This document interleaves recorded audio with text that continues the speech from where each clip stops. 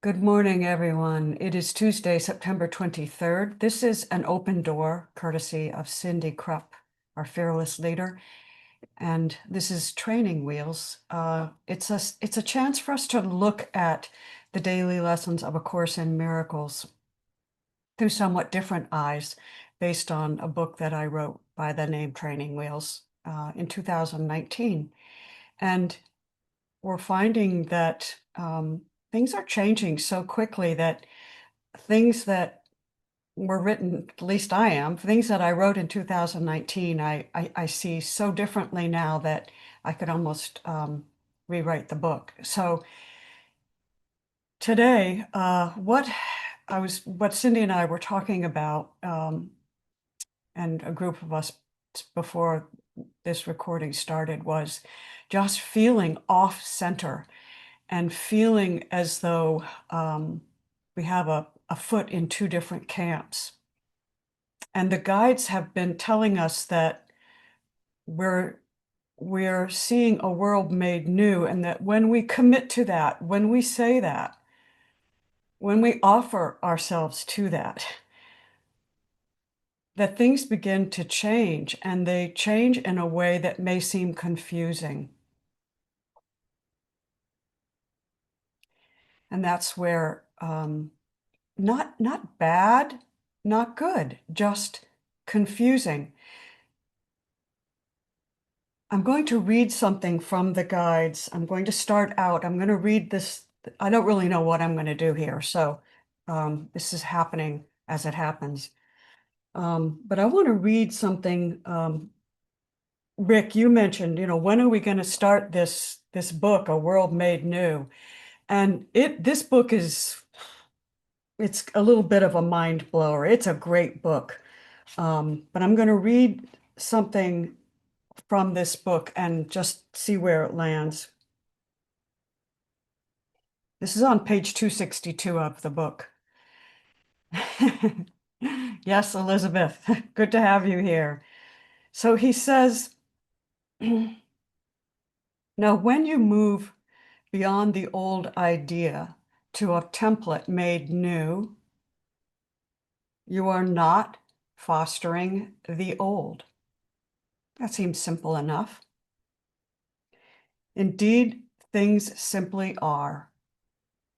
And initially, while you're surprised by this, you may experience a neutrality in your experience. I'm going to read that again. Initially, while you're surprised by things being simply as they are, you may experience a neutrality to what you experience. Why don't I feel what I felt? Why don't I see the wonder of the sunset? It is because the aspect of you that is experiencing the sunset is knowing itself in union with the sunset, is actually in conversation with it. And to seek to elicit the old response is to rely on the memory of what was.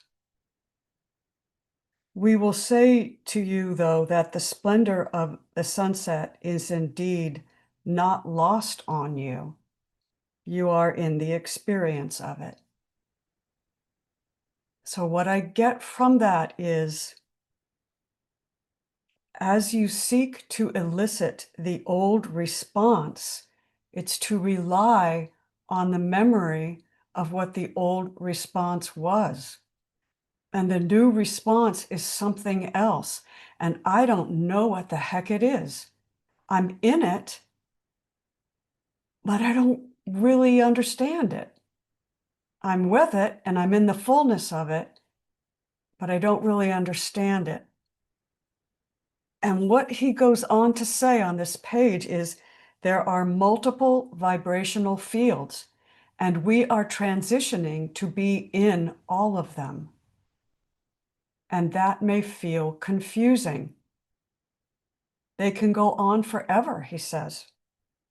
but they are all of one source.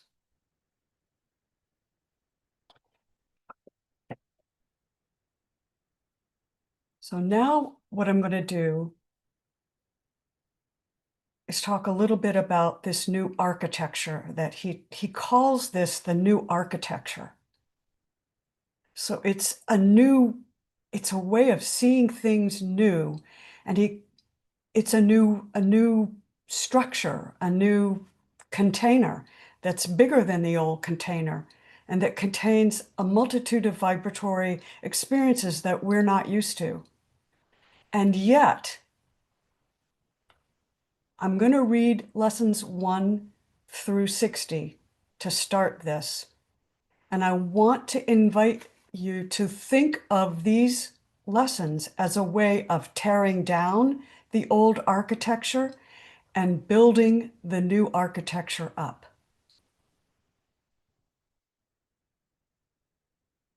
So keep your screens on, just let the words sink in. But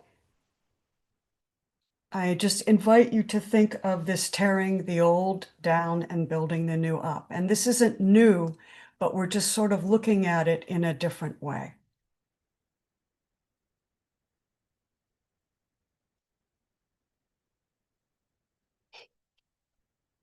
Go ahead and read along with me, whatever you'd like to do.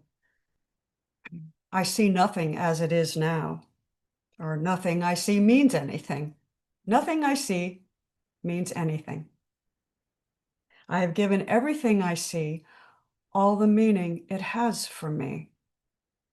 I do not understand anything I see.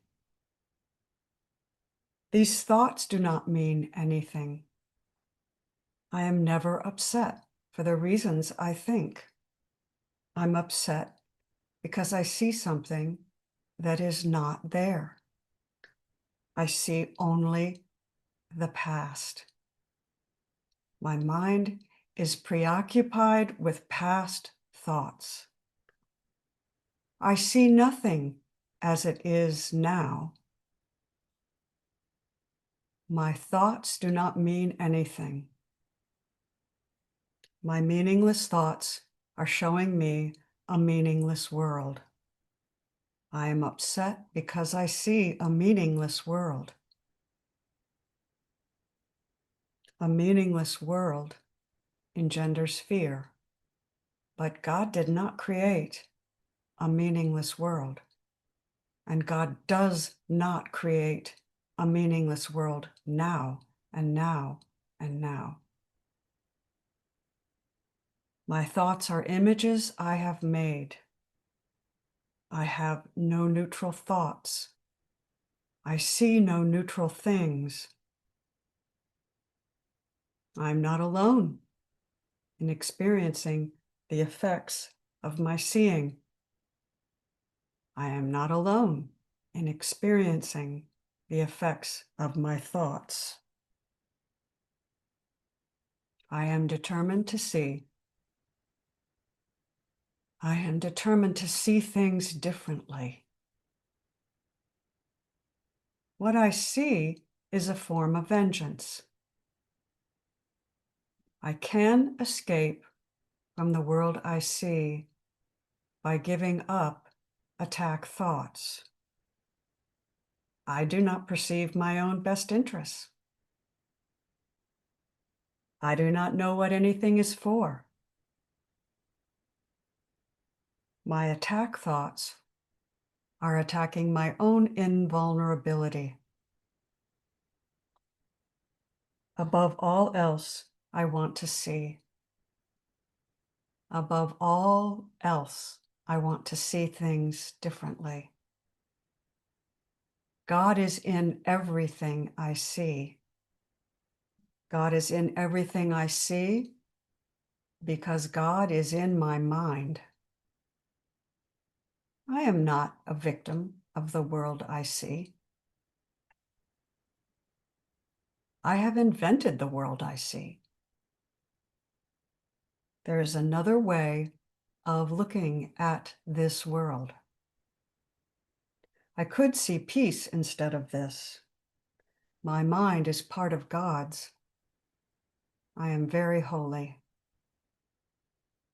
My holiness envelops everything I see.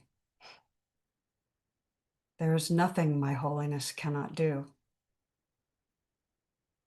My holiness is my salvation. I am blessed as a son of God, as a thought of God, as an aspect of God. I am blessed. God goes with me wherever I go. God is my strength. Vision is God's gift. God is my source. I cannot see apart from God. God is the light in which I see. God is the mind in which I think. God is the love in which I forgive. God is the strength in which I trust. There is nothing to fear. God's voice speaks to me all throughout the day. I am sustained by the love of God. And today's lesson is lesson 61. I am the light of the world. I am the light of the world. If you are like me, when you first heard or read this lesson, you may have recoiled a little bit from it, and you may still recoil a little bit from it. Because to the ego, it is a form of personal aggrandizement to say, I am the light of the world. How the heck could I be that? I certainly don't feel that way in the moment, or sometimes I feel that way when I feel really good about myself, but not all the time. I can't sustain it. So if I can't sustain the light, how could I be it? I'm just not strong enough. We might ask, when I say I am the light of the world, what is the I that is the light of the world? It's not the ego. It's not the separate self. I can only be the light of the world when I'm the light with everyone else, when I am the light through which God shines. I do not generate my own light. It is stepping aside and letting God's light shine through me. That's the light of the world.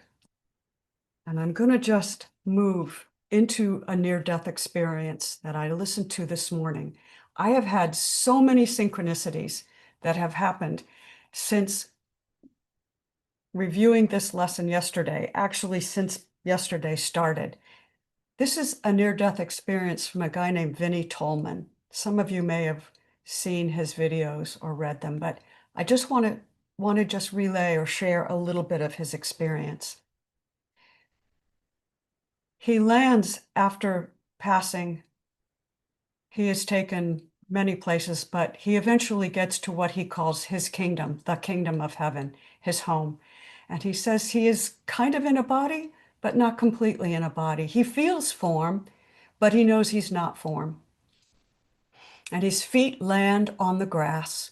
And he says he could write a book of 1,000 pages about the color of the greens in the grass. There are so many colors. He can't even begin to express them all. There are 1,000 colors. And as he lands, as his feet lands, the grass reaches up to touch his feet. And the grass is alive. And it's full of love. And the grass is singing to him. And he realizes the colors of the grass are light, but the light is in the grass. He says, we see you when light shines on things. We see you when the light seems to come from the sun. But this light shone from inside the grass itself, and it was God's light. And he felt it, and the light was in song, and it reached up to him, and it enveloped him. And then he says he goes to a river. He notices a river, and there's water in the river, and the water says, "May I come to you?" He hears it, and he says, "Yes, you may come to me." So the water comes in and touches his feet and moves up his body. And he says, the water is like liquid light. It is again singing to him. And he says, water is so soluble, and it can fit into every crack and crevice, every wounding you have ever had.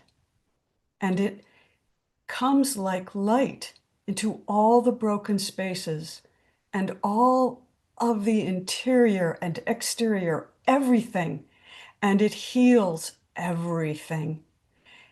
He says, this place is a place I didn't know I had forgotten about. I didn't even know that I had forgotten this place, but the song and the feel of it was my home, and the light of it was God's light.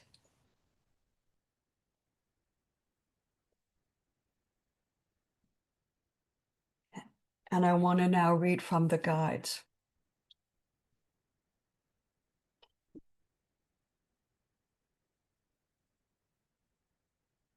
And this is page 207 of the book.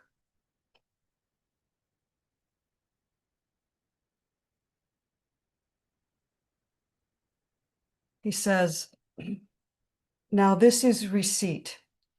This is receipt, receiving.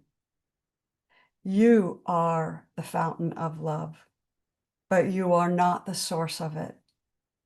You are the expression of it, but not the source of it. The monad is the expression, and the monad is God in articulation through you. But the fountain, as the fountain of love, the overflowing fountain, you are in reception and you are benefiting others simultaneously. It takes no effort. You do not try to do this. You move to recognition of your worth. I know who and what I am, and you align in the upper room, and your expression there is your service. I am the light of the world. That is the lesson for today.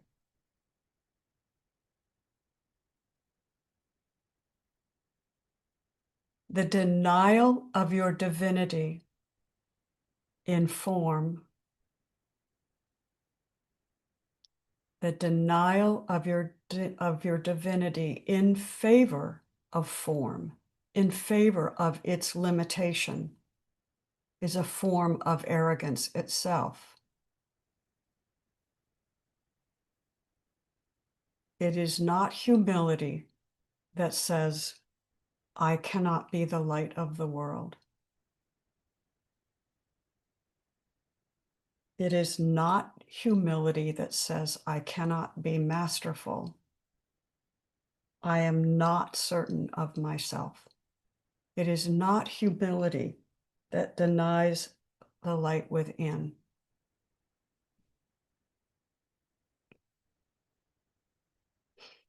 So that's what I have today. Cindy, what you got? It's just something simple for right now because I don't have a lot of words. It's just I heard recently from the guides that separation is an idea, and we've been talking about ideas a lot. The monad is not an idea. The monad is. And I've been just with that.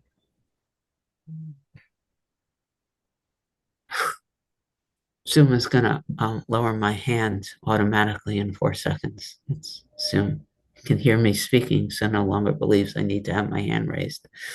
So I found um, um, I've been really sinking into that pointing. Like it was the week we were talking about ideas, all things I think I see reflect ideas. I don't remember if it was last week or the week before, perhaps even the same day that we were looking at that lesson on a Monday. I heard the guide state that the monad is not an idea, it is. And the light is not an idea, it is.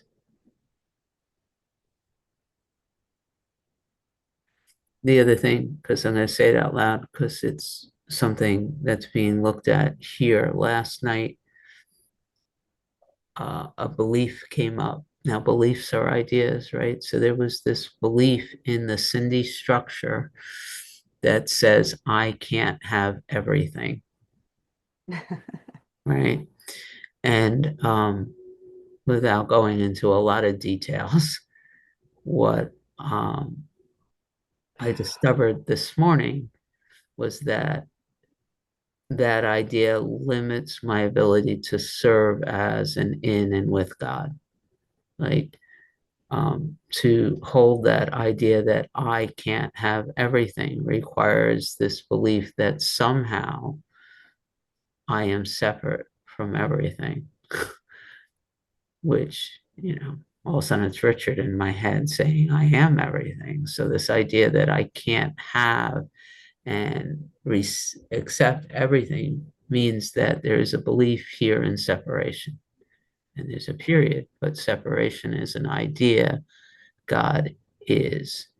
And the other part of that message that was received this morning was if I will to serve as I do, let every voice but God's be stilled in me has been a common theme that comes up here. If I truly wish to serve from that space, that idea that I can't have everything must drop. For in order for me to give everything, didn't we just talk about that? In order for me to give everything, I must be willing to receive everything and to hold everything. And so, therefore, I must accept that I am already everything. I can have everything. I can dance with everything. I can express all things at all times. So we've been talking about like really being knocked around. Um, that's part of what is happening to this structure in the moment is looking at all these places that say, are you kidding?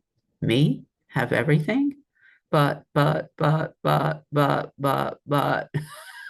There's comfort in smallness. There's comfort in limitation. There's comfort in, curling up on my couch and just being with my small God at night. And uh,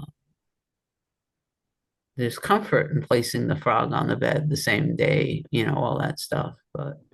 So this, but I've given my agreement already, and my comfort zone is being smashed to smithereens.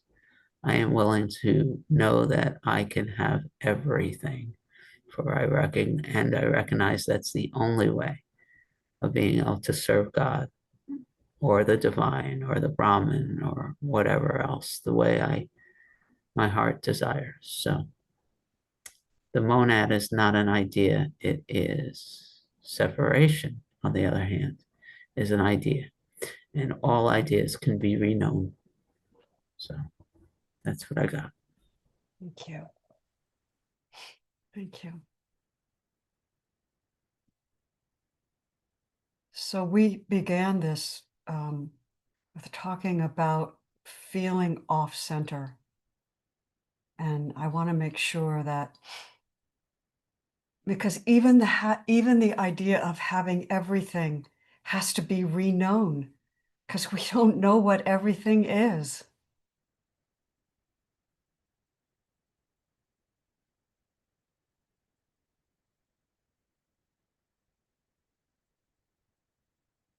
Good morning, Richard. Morning, everyone. One of my favorite lessons. I have something I say, I think every day. I'm not sure, but I'm the light of the world.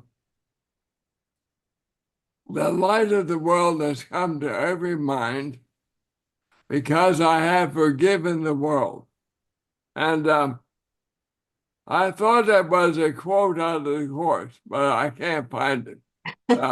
But I so uh, so I find today's lesson very interesting, the one you're reading, and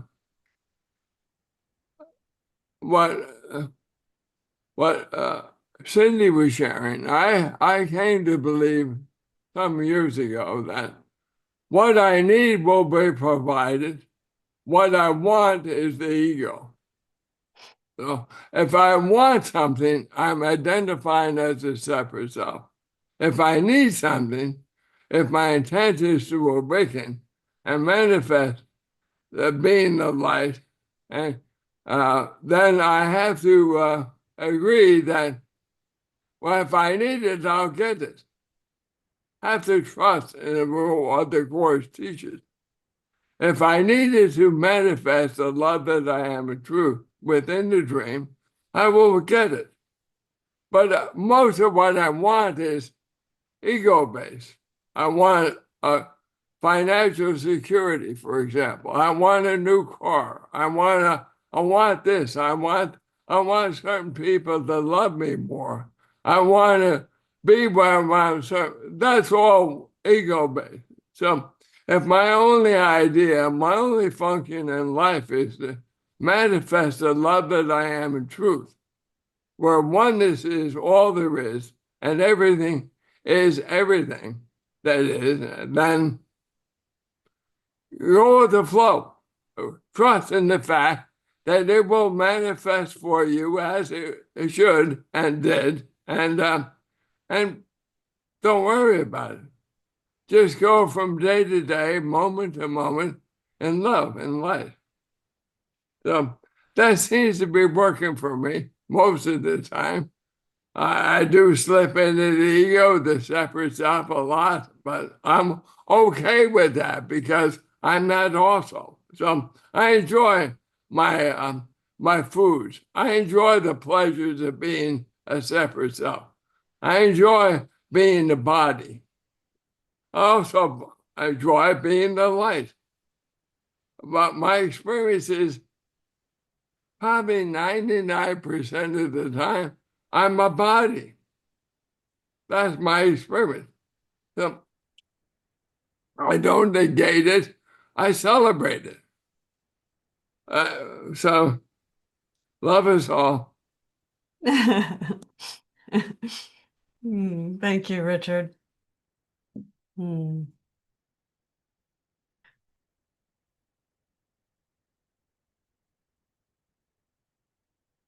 How have people been feeling after this weekend? Sandra, you're on. Yeah, there's a part of me that doesn't want to be on right now, but I raised my hand, so maybe there is something to say. Does that happen to anybody else?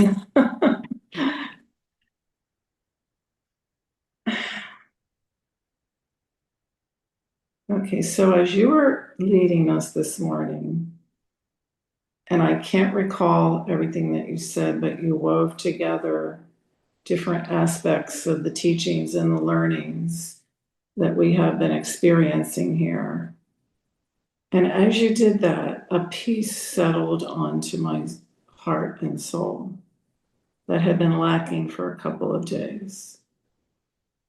And I have become so familiar, so embedded in the truth of my being that I haven't really questioned or been plagued by doubt or uncertainty for a long time. And yet that came on me after this weekend. But I don't know if it was your voice, your vibration, or your words, or all of it, the peace settled back, I settled back down. And especially some of the things you said, like God did not create a meaningless world. And I realized that sometimes the filter system of Sandra will take things that are said and misconstrue them.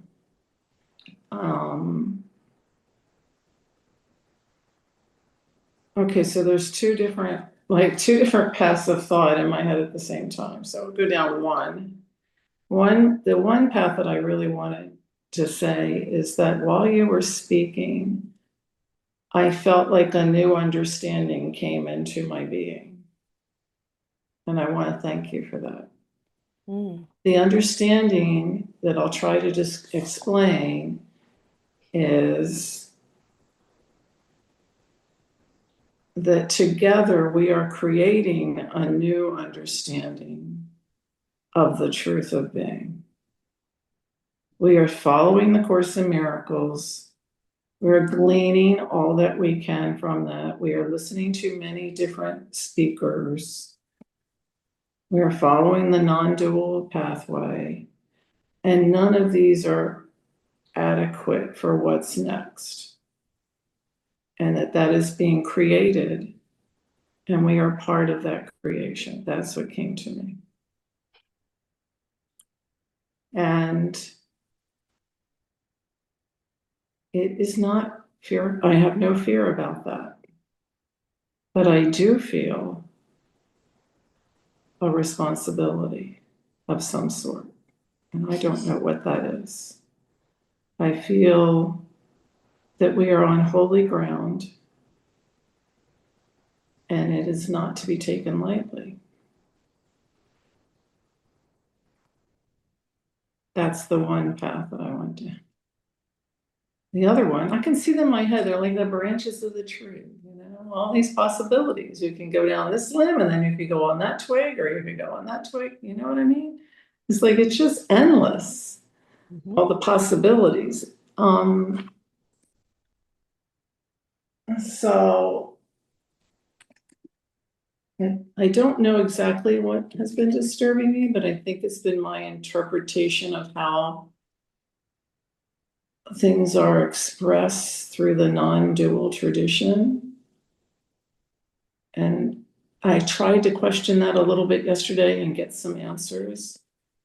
But part of me thought, just stop making it too complicated. It is not that complex as you are making it. Something about this brain,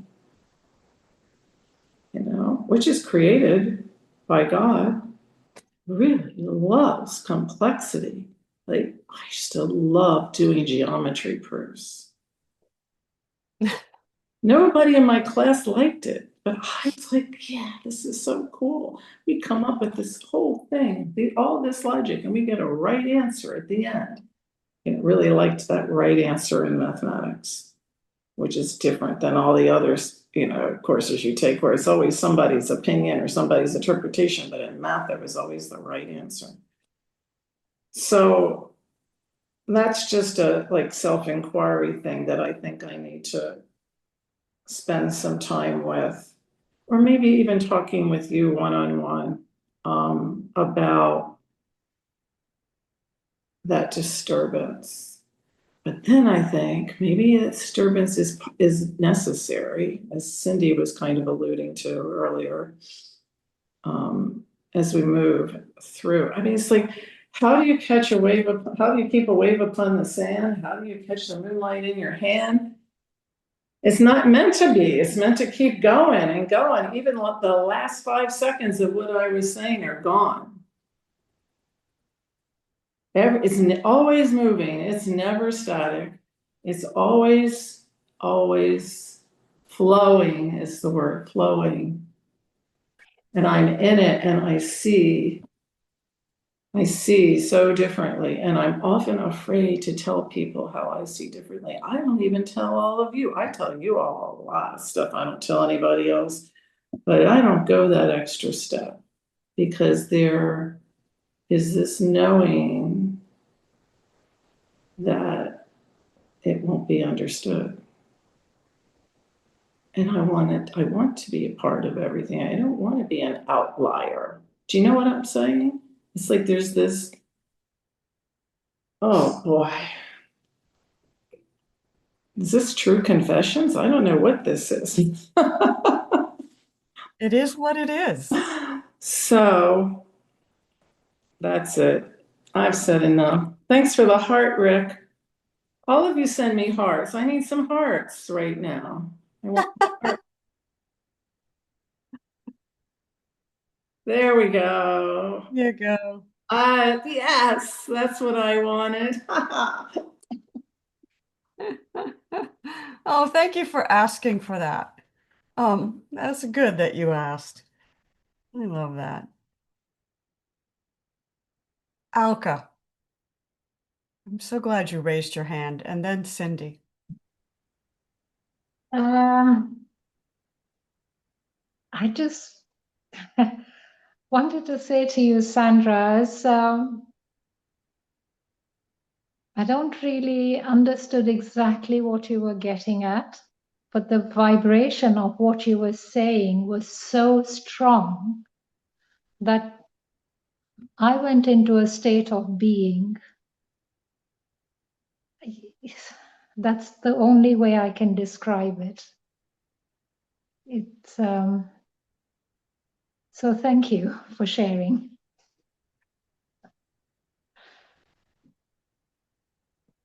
Thank That's you. me. You know, I want to say something and then Cindy, but what I'm feeling like is a rubber band that is expanding and then coming back and expanding and then coming back.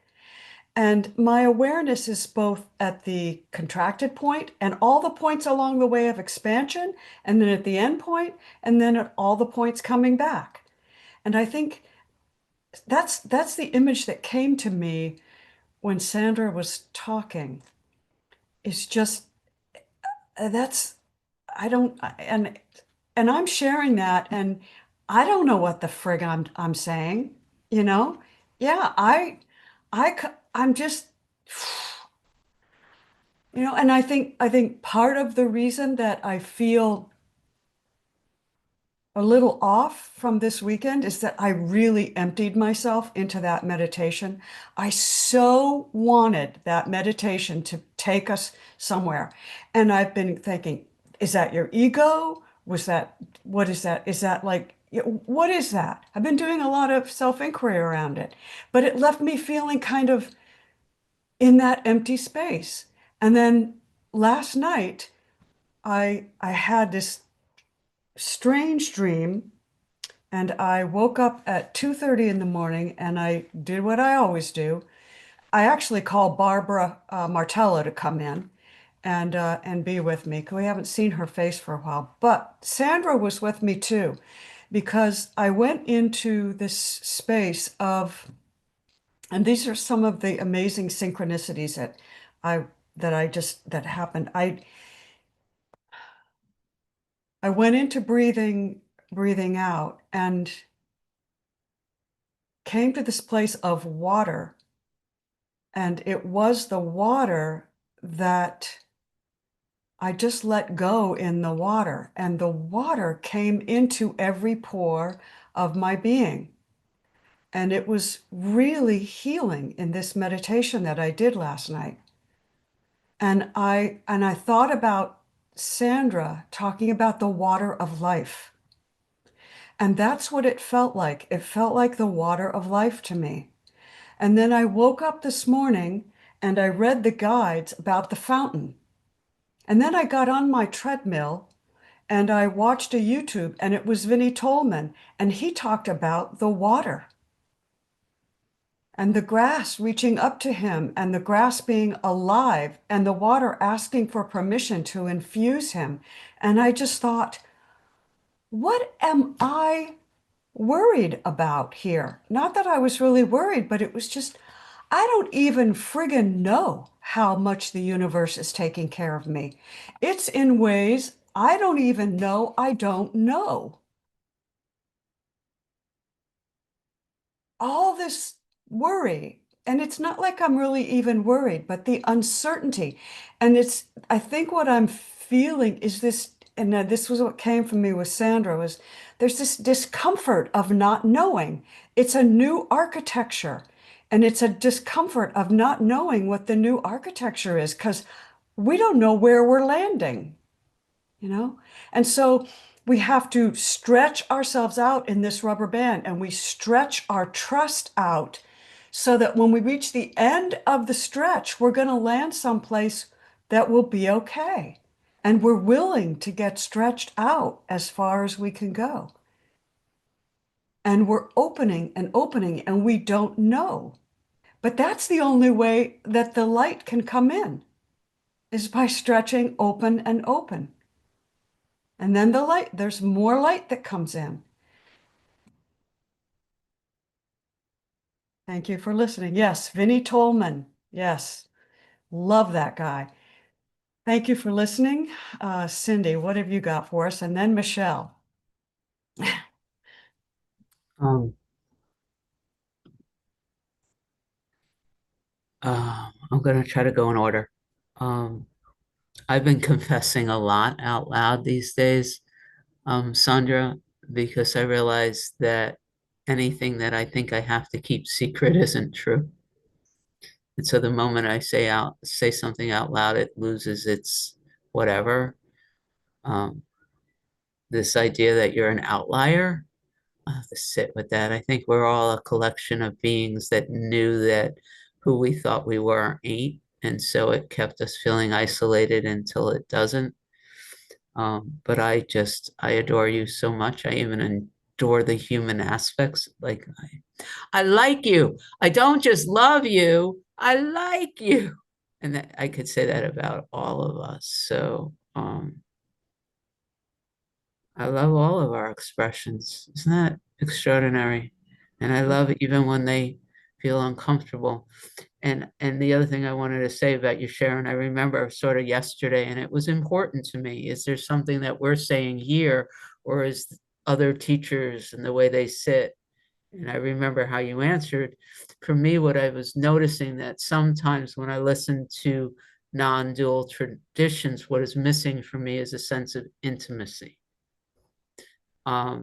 And everything that I'm about right now is intimacy. I don't want any sense of separation between me and whatever's going on here. So I love that. I love us. The second thing, it's on my heart to ask Alka if she's willing to facilitate on Thursday. I would love that. You don't have to, but it was on my heart to ask if you're to facilitate. Unfortunately, Can't be there. Thursdays is difficult day for me. I could do it. Thank you. Yeah, again, That's not- intimacy. Your intimate knowledge of the teachings would bless us all. If something happens and you can't, that's fine, but it was on my heart to ask. Thank you for asking me. I've never done anything like this before, so you'll have to be patient with me, but It's us. Oh, true. gosh, Alka, come on, sweetie pie. You are the light of the world. You're going to do great. Thank you. I would love to, yes. Thank I can't wait to hear what you have to say. you.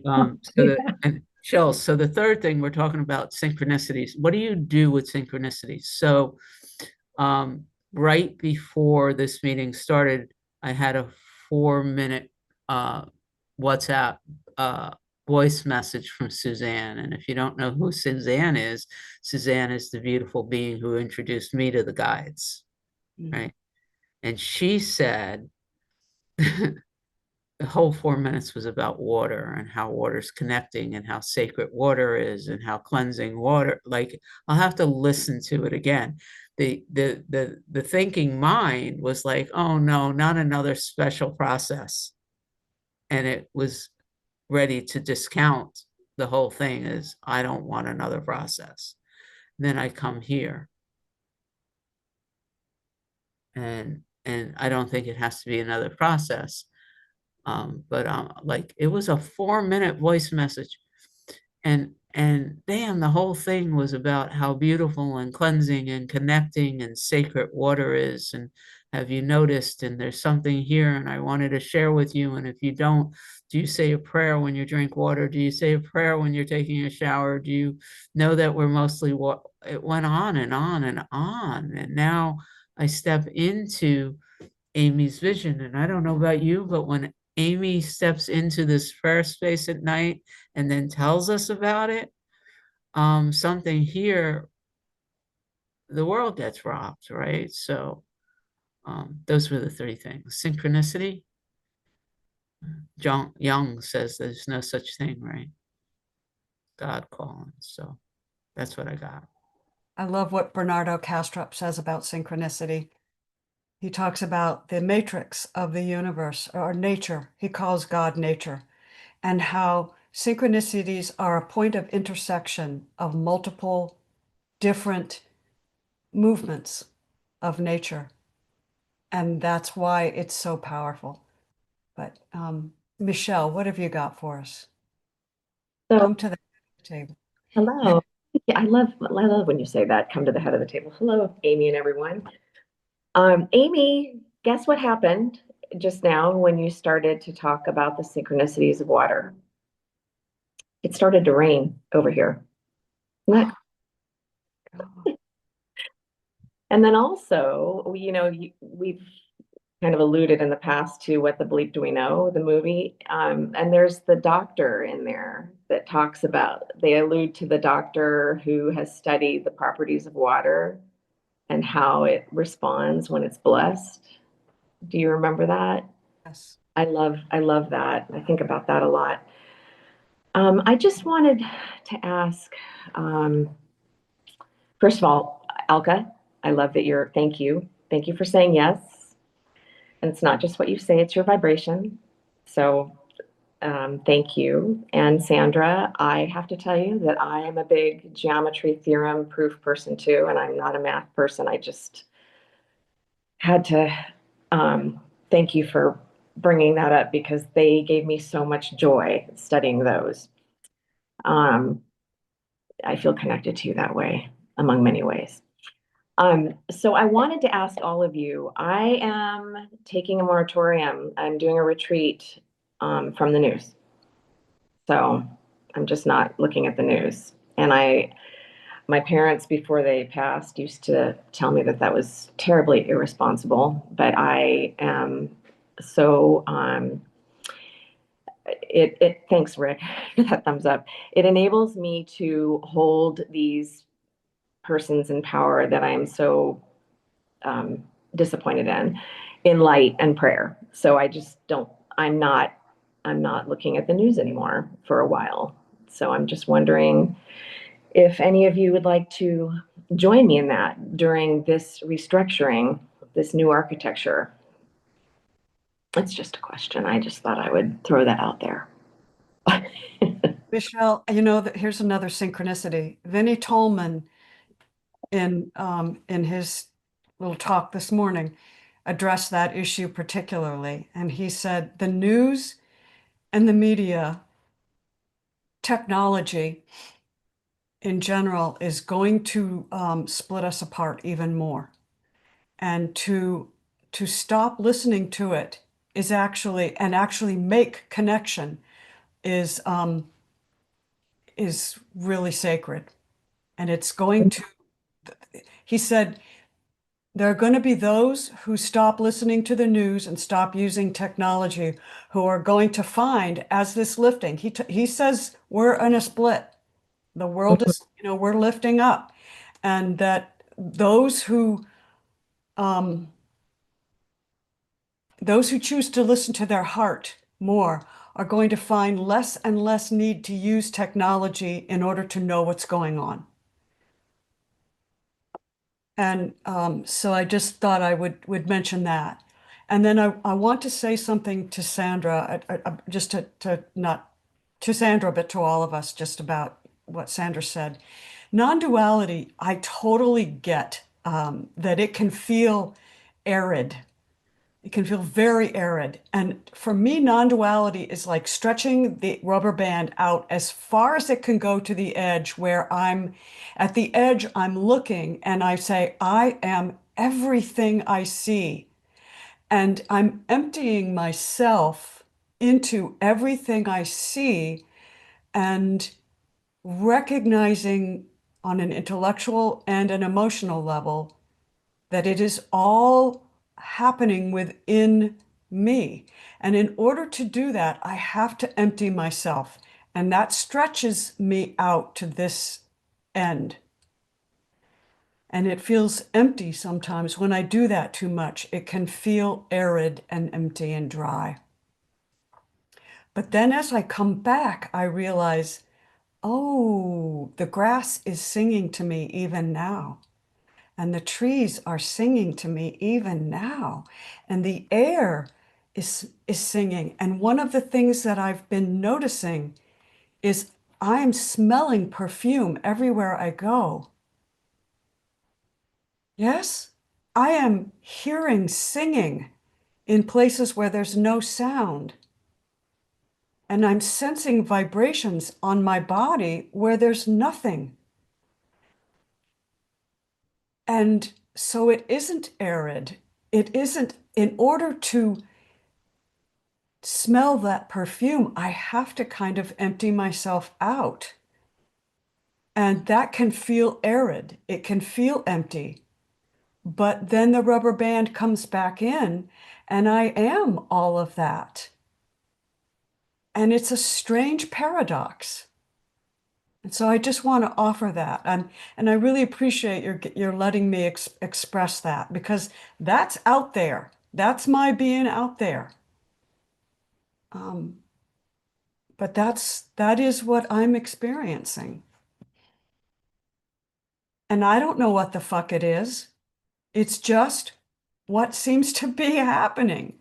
And I love that this is a place where we can share this, because it is a new architecture and we're helping each other through this. We are all on uncertain territory. The only thing we can be certain of is love and light. That's it. That's all. And so we are reminding ourselves of that. We are moving through this together in this, what do we call it? The satsang? In this,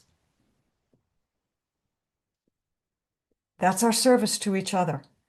Sandra, sorry. Sangha, maybe? Sangha. I I think like Sangha, satsang, sangha. I don't know. See, I don't even know what the words are. I don't know what they are. I think I understand pretty clearly within this particular person manifestation. Part of the thing is that I didn't have to go through the being of nothingness to get to the fullness. I went direct. So that's why it doesn't speak to me, because I haven't, it's always been complete fullness since the moment I woke up. And it happened so spontaneously. It wasn't the gradual thing that I hear people talk about. So that's, I think, part of why it doesn't speak to me. But I understand. I do understand. And I understand the logic of it, having a logical left brain orientation anyway. And I especially when I hear Rupert Spira or Francis Lucille, they're very logical. They use reasoning very well. I understand it. I just don't experience it that way. You haven't yet. You may still. Who knows? And if you do, That's true. I mean, Yeah. I don't know. I don't know. But I know that I love this life. I love it. And I didn't before. It was a struggle. It was difficult. And now I just love it and embrace it. And I loved your story of the near-death experience because I told you all, I see you sparkle. I do. You I sparkle. saw sparkles last night when I was in the water. I saw sparkles. Yeah. And sometimes grief can empty us. Sometimes sorrow can empty us. We all get emptied it's all unique and it's all great. It's all perfect. So, yeah. Livy. Oh, Good morning, everybody. Hi. Um, so what I was going to say is number one, that I'm incredibly grateful when I heard a woman in an AA meeting say, and this was early on in my sobriety, and she said, Alcoholics Anonymous teaches me how to be in the world without a drink in my hand, one day at a time. And that always really stuck with me. And what this group does for me is y'all help me know how to be in the world in this form and in the truth of what I am. And I need a daily shot of that. And Sunday was really powerful for me. Um, just for just there's just the realization, and like I said, of how to be in the world in a form, and and really just the truth of that, and it just really continues to sink. As Cindy so eloquent, I love your hands when you do your hands. I love how things drop, and I just described it as things are dropping. Things are dropping, and getting into my heart, and that long journey, and getting me away from story. That's like the biggest gift of all is getting away from story, and being with the truth of what is right here right now. And I was really tickled to hear, and of course we always talk about hearing William when I hear that. And I was talking to a dear friend, longtime friend in Michigan on Sunday, and he commented that he was writing about an experience he had had, and at one point his pen just kept writing now, now, now, now, now, like it's all right now. It's just right now. And so it's permeating everywhere. And this man is actually the one that introduced me to A Course in Miracles 30 some odd years ago, and we would sit and read it together.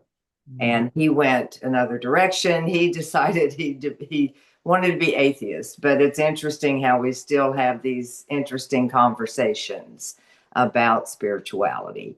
And so I love how inclusive this group is. My friend Kathy joined on Sunday, and she commented what a great group. And she was going to like just bop in and out, and she really ended up staying like the whole time. And she loved it. She said, what a great group of people, and what a great discussions. And she especially loved how everyone had their unique take that they would bring in. And she really appreciated that too, the freedom to just be in this group. And so anyway, I sure do love all y'all, and thank you for continuing to remind me how to not be in story. I really appreciate that so much. love you, Livy. Wow.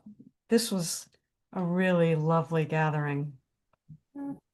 Thank you for all of your shares and being here. And we're going to gather again. Are we gathering again? In an hour. At noon for 12 stepping. Let me stop the recording. Yeah, at noon. So we'll see everybody at noon for 12 stepping, where we can share some more and